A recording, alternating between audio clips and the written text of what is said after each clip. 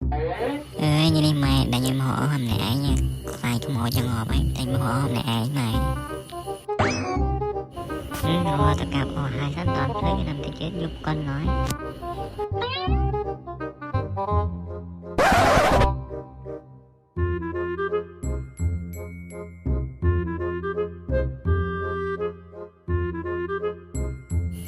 Anh bạn có thả bạn.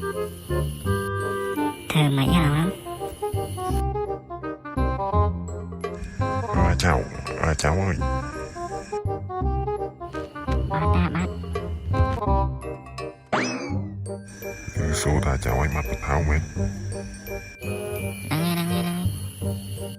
Ồ, tháo chẳng hồ khử nha. Nâng men mà tháo cháu ấy.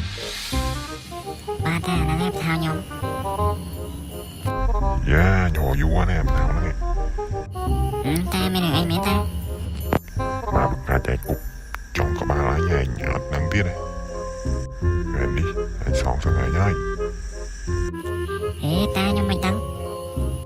Ngày đi anh không nào không bị chơi trên đó. Cậu sẽ nói ta